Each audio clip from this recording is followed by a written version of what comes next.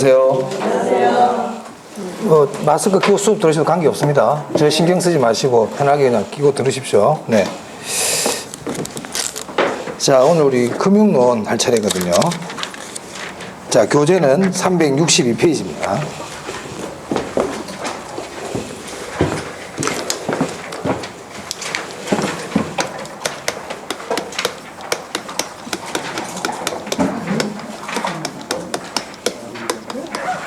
네, 이 금융론은 한 4문제 정도, 보통 4문제에서 5문제, 이 정도 출제가 됩니다. 4문제 가량. 네, 이 금융이라는 거는요, 네, 이 금융은 자금의 융통을 얘기하죠. 네. 융통이라는 거는 자금을 조달한다는 뜻입니다. 네. 금융은 자금의 융통, 자금의 조달인데, 우리 교재 보시면 363페이지예요. 거기 보시면 지분금융, 부채금융, 매자닌금융이라고 되어 있나요? 네, 거기 좀 중요해요. 지분금융, 부채금융, 매자닌금융. 자, 먼저 지분금융과 부채금융이 있는데 여기에 대해서 좀 보도록 하겠습니다. 사실 거기는 그냥 지분금융이 뭐고, 지분금융의 종류 아시고, 부채금융이라는 게 뭘고, 부채금융의 종류 아시면 돼요. 시험은 그렇게 나오는데, 그렇게 하기 전에 일단 좀 기본적인 내용이 어떤 건지 한번 보고 일단 하겠습니다. 이해를 좀 하는 게 좀 필요하니까요. 자, 만약에 현대차가 공장을 하나 지으려고 그래요. 공장을 하나 지으려고 그러는데 돈이 100억이 필요해. 100억이. 네. 공장을 짓기 위해서 100억이 필요합니다. 그럼 자금을 조달을 해야 되겠죠? 이 자금을 조달하는 걸 금융이라고 그런다고요. 금융. 그럼 이제 자금을 조달하는 방법들이 어떤 게 있느냐? 가장 쉽게 생각할 수 있는 게 뭡니까? 은행에 가서 돈을 빌릴 수도 있죠. 맞아요? 돈을 빌릴 수가 있어요. 그 은행에 갔더니 돈을 좀 빌리러 갔더니 은행에서 40억 정도밖에 안 빌려줘요. 은행 대출.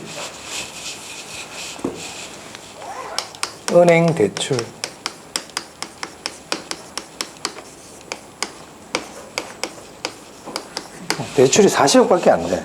그러니까 60억이 부족하죠. 60억이 부족하잖아요. 그래서 현대자동차가 회사채를 발행하는 거예요. 회사채. 우리가 채권이라 그러죠. 현대자동차 이름에 채권을 발행하는 겁니다. 채권이라는 건 뭐냐면, 채권을 발행을 하면 채권을 구입한 사람들은 나중에 현대차로부터 뭘 받아요? 이자를 받는 거예요. 이자. 그리고 만기가 되면 이제 원금 돌려받을 수 있는 게 채권이에요. 채권. 회사 채권을 발행해가지고 30억을 조달했어요. 그래도 여전히 30억이 부족하죠. 부족하잖아요. 그래서 이제 현대차 주식을 발행합니다. 주식을 30억을 발행했어요. 이렇게 해가지고 100억을 조달했다는 겁니다. 자, 이때 은행 대출을 받고 채권을 발행해서 자금을 조달한 거는 다른 사람한테 돈을 빌린 거예요. 그죠? 왜? 그러니까 나중에 이자 준다고 그랬잖아요. 그죠? 그러니까 요 밑에 있는 이거는 다른 사람한테 돈을 빌린 거야. 빌린 거. 그래서 우리가 이걸 뭐라 부르냐면 타인 자본이다. 타인 자본을 우리가 뭐라 부르냐면 부채다. 즉 타인 자본을 조달했죠. 다른 사람 돈을 갖다가 내가 조달해 온 거거든요. 그래서 이걸 우리가 부채금융 이렇게 말해요. 타인 자본을 조달한 거야. 타인 자본을 조달한 걸 우리가 뭐라 부른다고요? 부채금융. 한마디로 빌렸다. 이게 빌렸다. 근데 주식 발행은 만약에 현대차의 사장님이 정모 사장님이야. 이 사람이 주식을 발행하기 전에는 전부 회사가 지 거야. 그러니까 이익이 나면 전부 누가 다 가지고 간다? 자기 거야, 전부 다. 직원들 월급 주고, 여러 가지 원가, 비용 제하고 나면 남는 걸 전부 자기가 다 가져갔거든요. 지분을 100% 갖고 있단 말이에요. 근데 이제 주식을 발행했어요.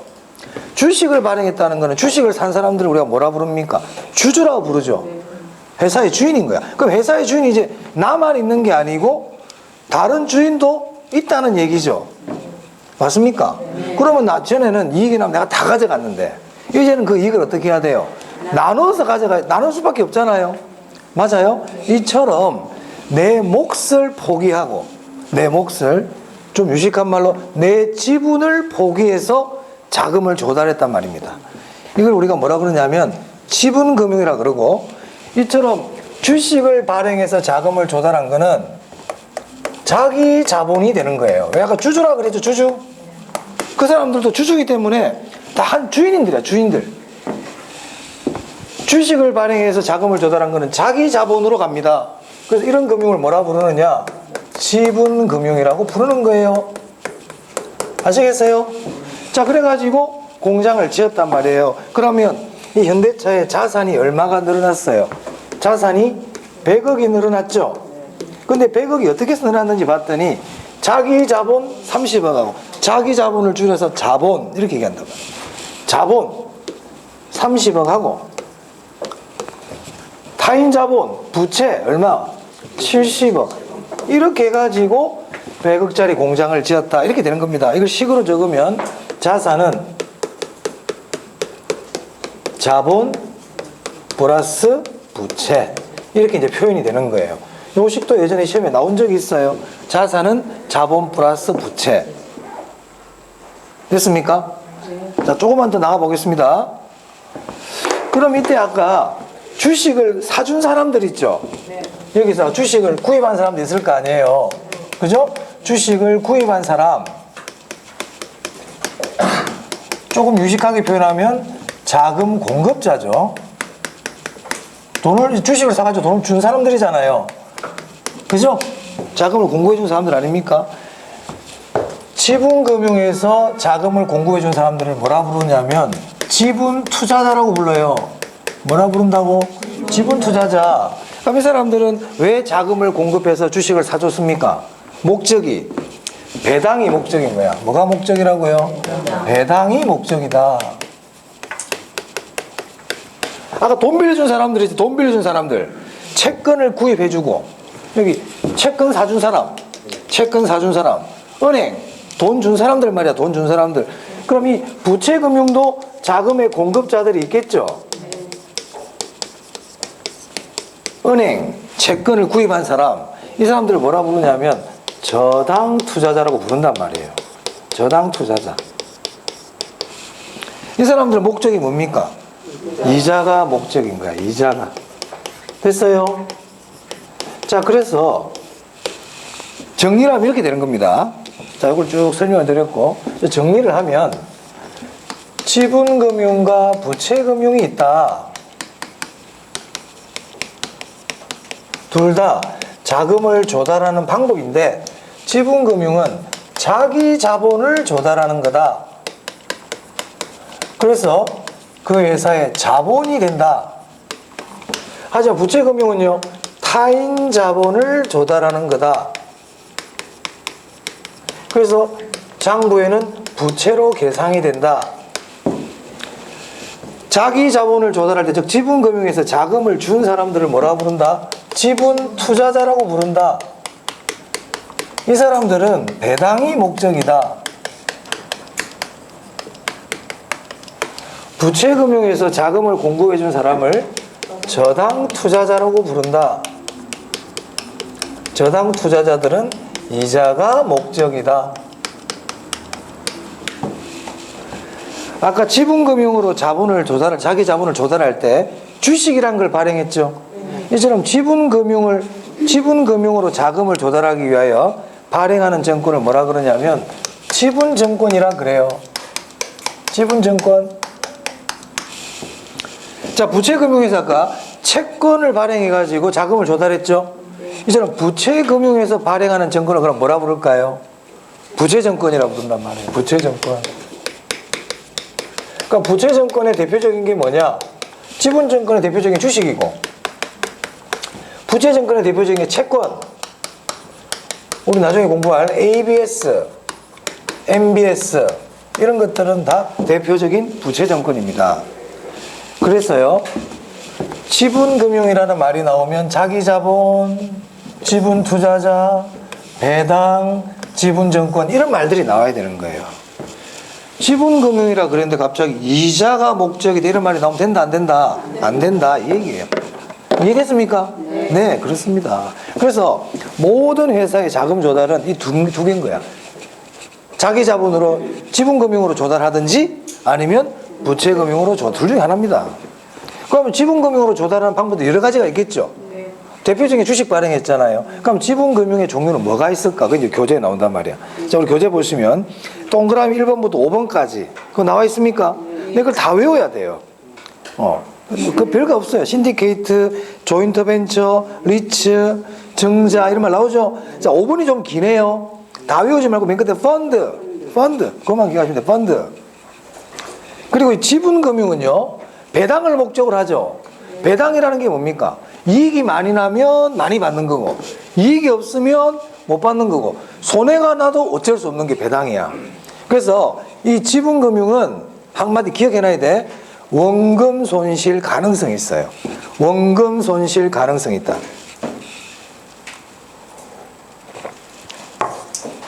요새 보면 뭐 펀드 사모펀드 해가지고 손해나더라. 뭐 지금 라인 펀드니 뉴스에 많이 나오죠. 그게 왜 그러냐? 펀드는 원금 손실이 원금 보장이 돼 안 돼? 원금 보장이 안 되는데 이것이 원금을 보장해 줘야 되나 말아야 되는 게 이슈가 되고 있거든요. 불안전 판매가 있어가지고. 어찌됐든 지분금융은 원금 보장이 된다 안 된다? 안 돼. 원금 손실 가능성 있어요. 기억해 두세요. 자, 부채금융 봅니다. 부채금융도 보시면 거기 1, 2, 3, 4, 5번 보입니까? 네, 외워야 되는데 부채금융은 오히려 좀 쉬워요. 거기 보면 저당이라든지 담보라든지 이런 말이 나오면, 저당 담보가 나오면 부채금융인데, 특히 그 2번 있죠? 신탁금융 부채금융입니다. 신탁금융 기억해 두세요. 부채금융이에요. 이거를 담보신탁이라고도 그래. 담보신탁이라 그러면 쉬워. 왜? 담보라는 글자가 들어가면 돈을 빌린다는 거예요. 담보라는 건 다 돈을 빌리는 거야. 주식 담보, 지분금융이니까 부채금융이니까. 주식이란 말 들어갔다고 해서 지분 그러면 안 된다. 담보, 아시겠죠? 주식을 담보로 해서 돈을 빌리는 거예요. 주식을 담보로 해가지고. 기업들이 그런 거 하거든요. 만약 현대자동차 돈이 없어. 은행에서 대출 안 해줘. 은행에서 자동차가 지금 부채 비율이 많다고 대출 안 해준단 말이에요. 그러면 현대그룹의 회장이 자기 주식을 담보로 맡기고 돈을 빌릴 수가 있어요. 지분금융이다, 부채금융이다? 부채금융이. 돈 빌리는 건 다 부채금융이에요. 됐죠? 자, 그 밑에 메자닌금융 있죠? 메자닌금융은 뭐냐면 지분금융과 부채금융의 성격을 다 가지고 있는 거야. 지분금융의 성격도 갖고 있고 부채금융의 성격도 둘 다 가지고 있다. 그걸 뭐라 부른다고요? 메자닌금융. 그것도 종류 알아두세요. 신주인수권부사채, 전환사채. 이건 전에 제가 11월, 12월 과정에서 설명 한번 드렸어요. 신주인 두 개가 뭐, 알 필요 없어요. 몰라도 돼. 기억도 안 나고. 밑에 하나 더 적으세요. 배당 우선주. 배당 우선주. 그래서 메자닌금융은 지분금융과 부채금융의 성격을 다 가지고 있다. 그 종류가 뭐가 있느냐? 전환사채, 신주인수권부사채, 배당 우선주 이런 것들이 있다. 이렇게 아시면 되겠습니다. 됐습니까? 네. 자, 그 다음에 쭉 한번 넘겨볼게요. 그리고 우리 시험에서 좀 잘 나오는 부분이 어디냐면, 네, 나머지는 그냥 일단 넘어가셔도 괜찮겠습니다. 네, 375페이지예요. 375페이지. 거기 보시면 저당의 상환 방법이라고 나오죠. 네, 이 부분 시험에 거의 매년 출제가 되듯이 하는 부분이기 때문에 지금 하도록 하겠습니다.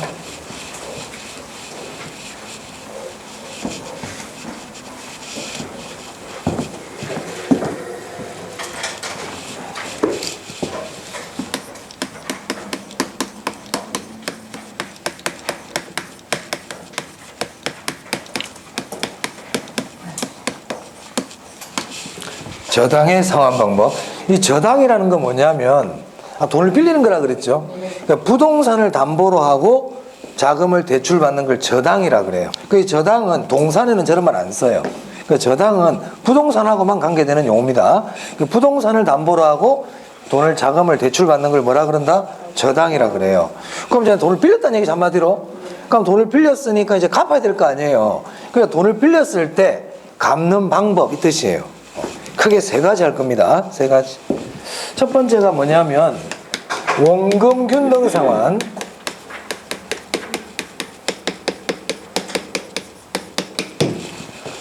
두 번째가 원리금 균등 상환.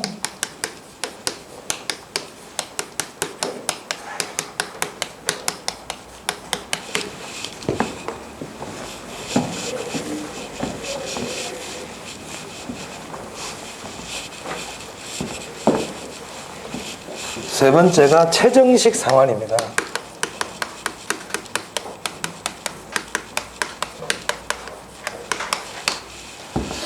이 세 가지 상환 방법은요, 전부 다 고정금리를 전제로 해요. 고정금리가 뭔지 아시죠? 대출기간 동안에 이자율이 변한다, 안 변한다?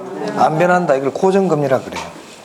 그리고 우리가 은행에 돈을 갚는 방법 중에 보면 이자만 내다가 만기돼가지고 원금을 한꺼번에 갚는 이런 방법이 이자만 내는 거야, 일단.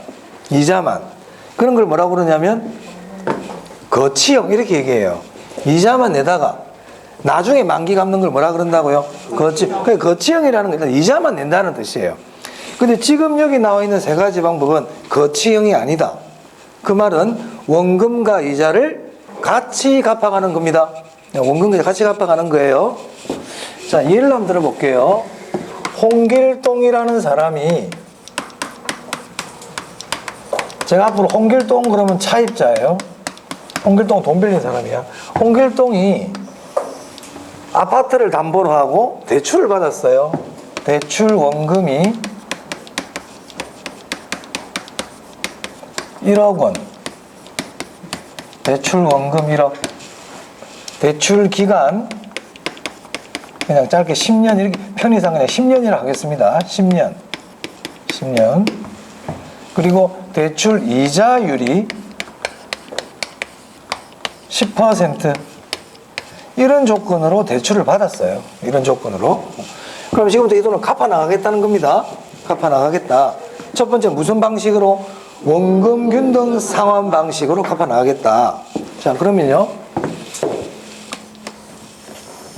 저 10년 동안 이 사람 1억을 빌려가지고 편의상 1년에 한 번씩 갚는다고 가정할게요. 1년에 한 번씩 갚는다고. 네. 첫 해, 둘째 해, 연 1년에 한 번씩 갚는 겁니다. 셋째 해. 이런 식으로 갚아갈 거예요. 그리고 나서 맨 마지막에 10번 갚으면 끝난다. 조금 전에 말씀드렸지만 지금 우리가 공부하는 세 가지 상환 방법은 원금과 이자를 같이 갚아가는 거라 그랬습니다. 그래서 은행에 원금도 갚아야 되고 은행에 이자도 갚아야 되고 이 두 개 합쳐서 우리가 뭐라 그래요? 원리금이라 그러죠. 맞습니까? 그래서 이 은행에다가 원리금을 납부하는 거예요. 납부액, 불이백. 은행에는 이 돈을 원리금을 내는 거예요. 원리금을 내는 거야. 원리금을. 자, 그러면 이름이 뭡니까? 원금 균등이죠.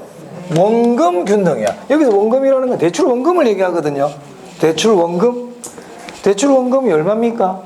1억인데 저 1억 원을 10년 동안 똑같이 나눠 갖겠다 이 얘기잖아요.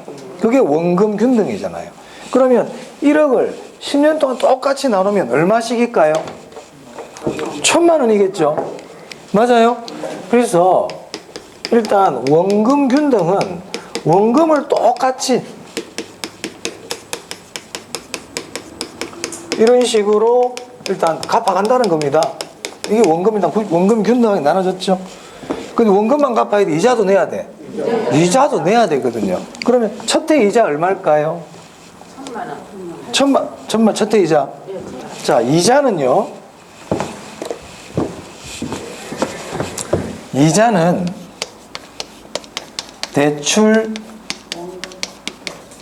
잔고에 이자율을 곱하면 됩니다. 항상 이자는 대출 잔고에다 이자율을 곱하는 거예요. 자, 첫 해 이자 내려갔어요. 그럼 대출 잔액이 지금 얼마예요? 처음이니까 그대로 1억 그대로 있죠. 거기 이자 10%를 곱하면 되죠. 그럼 1억에 10%는 이자가 얼마입니까? 1,000만 원이에요. 1,000만 원. 첫 해 이자 얼마라고? 1,000만 원 내는 거예요. 그럼 은행은 얼마를 납부해야 됩니까? 그래서 두 개 더한 2천만 원을 은행에 납부해야 되겠죠. 맞아요? 자, 2회차입니다. 2회차. 2회차 이자 부분을 잘 물어봅니다. 2회차 이자. 자, 2회차 이자 얼마일까요? 이자는 잔고에다가 이자율을 곱한다. 첫 해 원금 1,000만 원 갚았지 않습니까? 그러니까 잔액이 얼마 남았어 이제? 9천 남았죠. 9천에 대한 이자율 10%라는 거예요. 그럼 얼마입니까 이자가? 900만 원이네요. 900만 원. 그럼 이쪽에 합치면 얼마를 냅니까? 1,900만 원을 내겠죠. 자, 여기서 이자가 얼마 줄었어요? 100만 원 줄었죠. 이자가 100만 원이 감소했잖아요. 그러니까 왜 이자가 100만 원이 감소했죠? 이유가 얼마씩 갚으니까 1,000만 원씩 갚으니까 1,000만 원에 대한 이자인 1,000만 원 이자 10%잖아요. 그죠? 그 1,000만 원의 이자율 10%인 100만 원씩 이자가 준 거예요. 갚은 만큼 이자가 줄었다. 이 얘기지. 맞아요? 아, 그러면 원금 균등은 매년 갚는 금액이 똑같으니까 이자 줄어드는 이자 금액도 같을까요? 다를까요? 당연히 같습니다. 그러니까 이자도 얼마씩 준다 이제?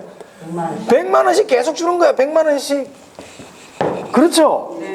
원금 1,000만 원씩 갚는 게 똑같이 갚아가니까 이자도 똑같이 줄겠죠. 그러면 3회차 이자는 얼마겠습니까? 800만 원. 맞아요? 그럼 만약에 시험에서 5회차 이자를 물어보네. 5회차 이자를 물어봐. 지진 난 줄 알았다. 자, 보세요. 저분은 두시고 피곤하신가 보다. 자, 5회차라 그랬잖아요. 그러면 500만 원 준다 그러면 안 돼. 그렇지. 1부터 5까지 한 칸, 두 칸, 세 칸, 네 칸 가죠? 맞아요? 그러니까 5회차라 그래가지고 5번이니까 원금 균등이 나오면 5회차 이자를 이렇게 물어보는 계산 문제 나올 수 있거든요. 그러니까 뭐부터 구해야 되느냐면 이자가 얼마씩 주는 것부터 알아야 돼. 이자가 얼마씩 주는 것도 구해야 된다고. 그건 어떻게 구하는데요? 줄어드는 원금에다가 이자율 곱하면 줄어드는 이자액이 나오겠죠? 맞아요? 일단 지금은 듣기만 하세요. 나중에 계산 문제는 3월때 별도로 해드릴 거예요. 어찌됐든 100만 원씩 몇 번 줄어들어요? 4번. 그럼 이자가 얼마 줄어? 400. 그러면 1000에서 400 주니까 얼마일까요? 그렇습니다. 600만 원이 된다. 이런 건 계산 문제야. 그럼 원리금은 얼마일까? 그렇죠. 1,000만 원 갚았겠죠. 원래 지금 원금을. 맞습니까? 원리금 얼마다? 1,600만 원. 이렇게 되는 거예요. 이거는 계산 문제고. 자, 일단 다시 이론으로 돌아올게요. 그럼 여기서 우리가 알 수 있는 게 뭐냐? 원금 균등은 은행에 납부하는 원리금이 시간이 갈수록 늘어나요? 그대로요? 줄어들어요? 줄어든단 말이에요. 이걸 일단 기억해야 돼, 여기서는. 아, 원금 균등 상환은 원리금이 점점 어떻게 된다? 줄어드는구나. 이걸 기억하셔야 된다. 그래서 원금 균등 상환을 시간이 갈수록 은행에 납부하는 불이백 납부액이 줄어든다 그래서 체감형 이렇게 부릅니다. 체감형. 자, 원금 균등 상환. 은행에 원리금을 납부한다. 원리금은 원금과 이자로 이루어져 있다. 근데 이자 부분은 시간이 갈수록 어떻게 됩니까? 감소하죠. 얼마씩 이 줄어드는 게 아까 뭐라고 그랬어? 얼만큼 줄어든? 100만 원씩 줄어들었잖아요. 그게 뭐였죠? 갚는 대출 원금, 변제 원금에다가 이자를 곱한 것만씩 계속 줄어드는 거예요. 자, 원금은요? 원금에다가 보면 어때요? 이거는 변해 안 변해? 이거는 그대로잖아요. 일정. 변하지 않는다. 그래서 원리금은 어떻게 됩니까? 시간이 갈수록 이건 일정하지만 이자가 줄어드니까 원리금은 어떻게 된다? 감소한다. 자, 정리합니다. 원금 균등에서 첫 번째 기억할 거, 원금 균등. 처음에는 돈을 좀 많이 내고 시간이 갈수록 은행에 내는 돈이 점점점 어떻게 된다? 줄어드는 거예요. 그래서 원금균등은 처음에 돈을 많이 내요. 10년 중에서 처음에 돈을 많이 내고 시간이 갈수록 은행이 납부하는 금액이 어떻게 된다고요? 줄어드는 겁니다. 그래서 체감형이라고 부릅니다. 체감형. 자, 이제 원리금 균등 상환을 볼게요. 자, 이것도 마찬가지로 10년 동안 돈을 갚아갈 거예요. 1회차, 2회차, 3회차 이렇게 10년 동안. 원리금 균등도 마찬가지로 은행에 원금 갚아야 되고요. 이자도 갚아야 되고, 이 두 개를 합치면 뭘 낸다? 원리금을 은행에 내게 되겠죠. 그래서 우리가 원리금이 납부액이 되는 거예요. 불이백, 납부액.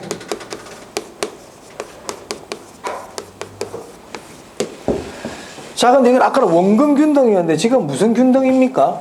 원리금 균등인 거예요. 원리금 균등. 이 원리금 균등이라는 거는 은행에 납부하는 이 원리금이 똑같아지도록 은행에 납부하는 방식입니다. 이게 똑같아지도록. 그럼 전에 원리금 균등액 구할 때 어떻게 한다는 걸 배운 적이 있거든요, 우리가. 네, 원리금 균등액 구할 때는 뭘 쓴다고 그랬어요?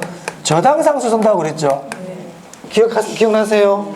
화폐의 시간가치 할 때 여러 가지 현재가치 계수에 대해서 공부했잖아요. 근데 저당상수 할 때 제가 잊어먹지 마라 그랬어요. 중요하다고. 원리금 균등액 구할 때는 저당상수를 쓴단 말이에요. 그럼 어떻게 구하느냐? 대출 원금에다가 저당상수를 곱합니다. 이 식은 잊어먹으면 안 됩니다. 그래서 원리금 균등 상환에서는요, 자료에 저당상수를 줘요. 시험에서 줘요. 그럼 제가 여기서 이제 저당상수라는 걸 주겠습니다. 저당상수가 0.16, 16%예요. 저당상수가 0.16이라고 자료에 주어졌어요. 그럼 이제 원리금 균등액 구할 수 있죠. 대출 원금이 얼마입니까? 1억에다가 저당상수 0.16이니까 원리금 균등액 얼마가 나오죠? 1,600만 원이 되겠죠? 그래서 원리금 균등액이 구해졌어요. 그럼 은행에다 얼마씩 낸다는 겁니까? 이제 1,600만 원, 1,600만 원, 1,600만 원 이런 식으로 갚아가겠다는 거예요. 저당상수 0.16은 제가 임의로 정한 거예요. 임의로 이렇게 갚는 거예요. 자, 그럼 시험에서 뭘 물어보느냐? 1회차에 이 원금은 얼만데요? 이렇게 물어보는 거야. 무슨 말이냐면 이 1,600만 원은 지금 원금과 이자를 합친 거죠. 그럼 1,600만 원에는 원금도 포함이 돼 있고 이자도 포함이 돼 있단 말이야. 그럼 1,600 중에서 원금에 해당하는 금액이 얼마입니까? 이걸 물어볼 수 있다고요. 그럼 어떻게 하면 돼요? 여기서 이자를 빼면 원금이 나오겠죠. 그럼 우리가 알아야 되는 거는 이자를 알아야 되겠네. 그럼 이자는 얼마일까요?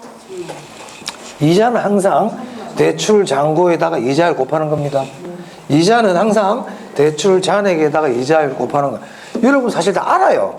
식으로 적으니까 그렇지. 여러분 친구한테 돈 빌려가지고 이자 낼 때 갚은 거 이자 내야 돼, 안 내야 돼? 갚은 거는. 그럼 이자는 어떻게 되는 거야? 남아있는 돈에 이자 내야 될 거 아니에요. 내가 친구한테 1,000만 원 빌렸어. 친구야, 내 한 달에 1% 일부 이자로 줄게. 1,000만 원 빌렸어요. 그럼 한 달에 얼마 이자 줘야 돼? 10만 원. 그렇죠? 근데 이번 달에 내가 친구한테 100만 원 갚았어. 그럼 그 다음 달도 이자 10만 원 줍니까? 얼마 주면 돼? 900만 원에 대한 1% 남은 돈에 이자 주면 되잖아요. 그 얘기하고 있잖아. 남은 돈에 이자 주면 되잖아요. 그럼 이자, 첫해 이자는 얼마일까요? 이 사람 지금 돈 갚으러 처음 왔죠? 그러니까 대출 잔액은 여전히 얼마입니까? 1억이니까, 1억이니까 거기에 대한 이자 10%니까 이자 얼마입니까? 1,000만 원이에요. 1,000만 원. 자, 첫 번째, 이거 하나 먼저 짚고 먼저 확인하고 갈게요. 원리금 균등 상환에서 1회차 이자액 1,000만 원이죠? 원금 균등에서 1회차 이자 얼마였습니까? 같습니까? 다릅니까? 같아요. 원금 균등과 원리금 균등의 1회차 납부액이 똑같다, 이자가 똑같다. 이자가 똑같습니다. 이자 지급액은 동일하다. 뭐가 똑같다고요? 이자 지급액이 똑같아요. 이거를 만약에 납부액이 똑같다, 불이익액이 똑같다, 그러면 된다 안 된다? 납부액 불이익 그러면 안 돼요. 이자가 똑같은 거야. 그것도 1회차만 똑같아. 1회만. 거기는 하나도 안 똑같아. 이제 1회차만.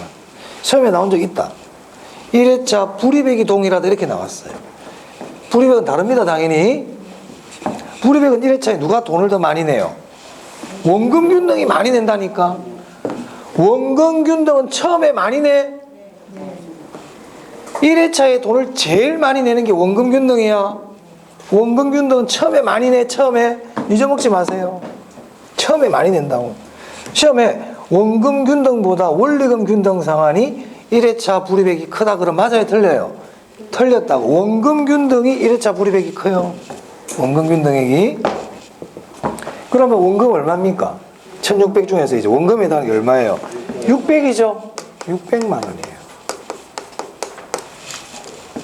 자, 그 다음에 만약에 2회차 원금을 또 물어봐. 2회차 물어볼 수 있어요. 그러면 어떻게 하면 돼? 1600에서 이자 빼면 원금이 되겠죠? 그럼 여기 이자 얼마일까요? 요거 찾아낼 수 있을까요? 이자는 대출 잔액에다가 이자율 곱하면 됩니다. 대출 잔액이 얼마입니까? 이 사람 지금 9,400이 600 갚았잖아. 그러면 9,400에다가 이자율 10% 곱하면 돼요. 그럼 이자 얼마일까요? 940만 원이 되겠죠? 맞아요? 그럼 이자 얼마 줄었어요? 60만 원 줄었죠? 그러면 아까 남아있는 데다가 이자를 곱해도 되고요. 원금 얼마 갚았어요? 600만 원 갚았으니까 이자도 60 줄겠네. 갚은 만큼은 줄 거 아니야. 그래서 940 이렇게 구해도 되고 어떻게 구해도 관계없어. 그러니까 이자 구할 때는 대출 잔액에다가 이자를 곱하면 돼요. 그게 원칙. 그런데 그 전에 600이라는 원금을 갚았으니까 이자도 600에 대한 10%인 60만큼 줄어들겠구나. 맞습니까? 줄어들죠. 자, 그런데요, 이 원금과 이자를 합치면 항상 얼마가 돼야 돼요? 1600이 돼야 되잖아요. 원금과 이자 합치면 항상 다 1600이 돼야 되죠. 그럼 여기는 얼마가 될까요? 1600에서 940 빼면 얼마 되겠습니까? 660만 원 되겠네요. 맞아요? 자, 그럼 보세요. 원금은 어떻게 됐어요? 60만 원 어떻게 됐어요? 60만 원 증가했죠? 여기 60만 원 줄어들고 여기 60만 원이 늘어나야 합쳐서 1600이 변화가 없을 거 아닙니까? 맞아? 자, 여기서 원리금 균등 상환에서 이 부분이 중요합니다. 원금 부분이 어떻게 된다? 원금 부분이 증가해요. 갈수록. 여기서 원금이라는 거는 원리금 중에서 원금에 해당하는 부분을 얘기하는 거예요. 그 부분이 점점 어떻게 된다고요? 증가해요. 이걸 기억해야 돼요. 원금에 해당하는 부분은 시간이 갈수록 점점 증가한다. 자, 그래서 원리금 균등 상환은 은행에 원리금을 갚는데 원리금은 원금과 이자로 이루어져 있다.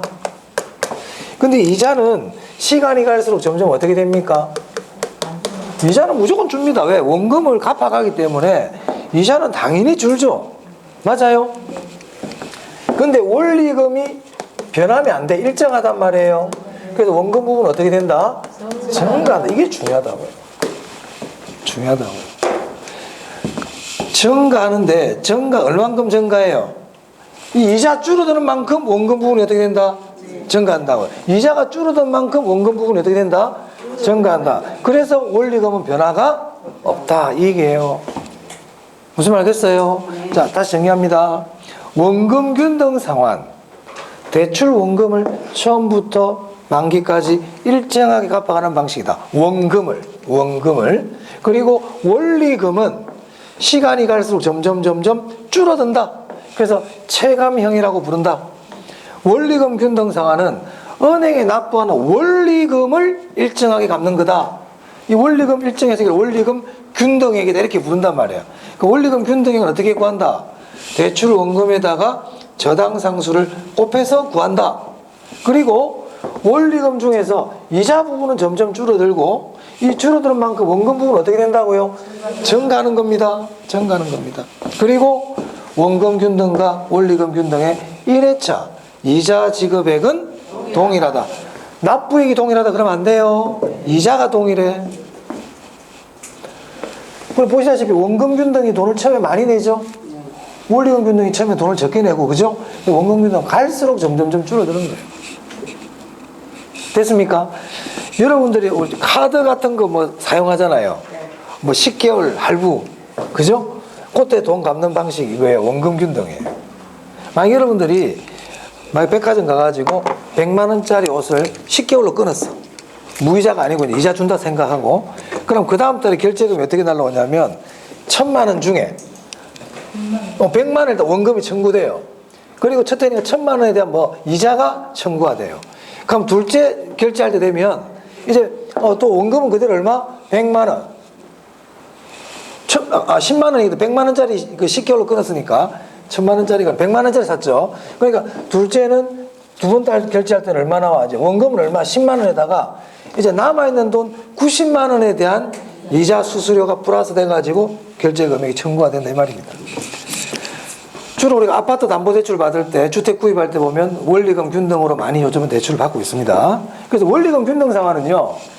지금은 이렇게 제가 뭐 저당상수를 편의상 저렇게 예를 들어서 그렇지 보통 전체 대출 기간에 한 60% 반이 넘어가야 돼요. 반이 넘어가야만 그때부터 원금이 더 많아요. 지금 어떤 게 더 많아요? 이자가 더 많죠? 원금 갚는 것보다. 근데 이게 10년 같으면 한 7년쯤 돼야 그때부터 내가 갚는 원리금 중에서 원금이 많아지기 시작해요. 억울하죠? 그전에는 뭐가 더 많다? 이자가 훨씬 많습니다. 자, 그럼 이게 이자를 많이 내는 겁니까? 이게 이자를 많이 내는 겁니까? 원리금 균등이 은행에 돈을 더 많이 주는 거예요. 대출 원금은 전부 다 얼마예요? 다 1억씩 빌린 거예요. 근데 얘는 이자를 더 많이 내야 돼. 자, 그러면 당연히 저거 하고 싶지. 근데 우리가 저걸 선택 못하는 이유는요. 처음에 돈이 많이 나가거든. 그죠? 자, 그럼 만약에 원금 균등과 원리금 균등 중에서 지금보다 나중에 소득이 많을 거라고 예상되는 사람은 이 둘 중에 어떤 거 할까요? 그렇지. 그러니까 이게 좀 소득이 높은 사람이야. 지금 현재 소득이 높은 사람들은 이걸 할 거예요. 맞아요? 이거보다 소득이 좀 떨어진 사람들이 뭘 하고요? 이걸 하게 되는 거예요. 자, 근데 최정식 나오잖아 이제. 최정식 여기까지는 이해됐습니까? 자, 최정식은 뭐냐? 점점 증가한다는 거야. 최정이라는 게. 즉 은행에 납부하는 돈이 처음에는 조금만 내다가 나중에 많이 갚겠다는 거예요. 그 왜 어떤 사람들일까요? 지금은 소득이 없어요. 젊은 신혼부부들, 직장 초년생 이런 사람들은 지금 수입이 별로 없잖아요. 그러니까 내가 지금은 소득이 없으니까 조금만 내고 나중에 내가 소득이 늘어날 때 그때 좀 많이 갚겠습니다 하는 게 뭐라고요? 최정식이에요. 자, 최정식 상환은 뜻부터 알아야 돼. 뜻 별거 없어. 처음에는 조금만 납부하다가 시간이 갈수록 점점 많이 내겠다. 그래서 뭐라 부른다? 최정이라 부르는 거예요. 점점 증가한다. 그래서 점정이라고도 그래. 점점 증가한다. 아까 원금 균등은 제가 뭐라고 그랬습니까? 체감이라 그랬죠? 감소한다고 갈수록. 그럼 얘는 뭐라 부를 것 같아요? 일정하잖아요. 정액형 이렇게 부른단 말이에요. 정액형.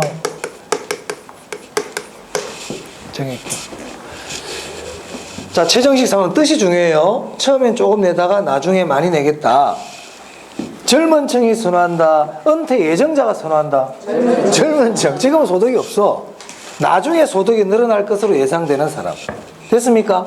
네, 그렇게 기억해 두시면 되겠습니다. 일단 그 다음에 참고로 하나 말씀드려 볼게요. 자, 1회차 이자액이 원래 얼마입니까? 요 경우도 1회차 이자 얼마 내야 될까요? 1회차는 항상 이자는 얼마입니까? 1,000만 원이야. 처음 이자가 앞으로 와서 지금 1회차는 이자가 1,000만 원이죠. 이자액은 1,000만 원이에요. 그런데 최정식은 지금 돈이 있다 없다? 지금 돈 없어. 수입이 없어. 그래서 이자 납부액이 400만 원만 내는 거예요. 은행하고 처음부터 이렇게 계약을 해요. 400만 원 이자 낼게요. 이렇게 하는 거야. 그럼 이자 얼마 못 냈어요? 600만 원 못 냈죠? 이자 미납액이 600만 원이 남았단 말이에요. 그럼 은행은 600만 원이 봐줍니까? 아니라고. 600만 원이 어떻게 되느냐? 대출 아까 원금이 얼마였어요? 대출 원금 1억이었죠? 처음에 1억 받았거든. 원금은 1억인데 첫해 원금은 고사하고 이자도 못 냈잖아요. 맞아? 그럼 2회차 2회 됐을 때 대출 잔금이 얼마가 되느냐 이제. 그렇죠. 1억에다가 못 낸 이자 600 있죠? 1억 600만 원을 더합니다. 그러면 대출 잔금이 크다, 원금이 크다? 잔금이 더 커져버렸잖아요. 원래는 잔금이 줄어들어야 맞잖아. 원래 일반적인 대출은. 그렇죠? 근데 이건 지금 오히려 잔금이 늘어나고 있죠. 이걸 뭐라 부르냐면 부의 상환이다. 이렇게 부릅니다. 부의 상환이란 대출 잔금이 그렇죠. 대출 원금보다 큰 거를 얘기해요. 그래서 최정식 상환은 대출 초반에 부의 상환이 발생해요. 후반부에는 안 발생하겠지. 후반부에는 돈을 갚아야 될 거 아니에요. 후반부까지 끝까지 대출 잔금이 크다 그러면 말이 안 되죠. 그거는. 그 부의 상환은 언제 일어난다? 초반에 일어나는 겁니다. 초반에. 됐어요? 네. 자, 오케이.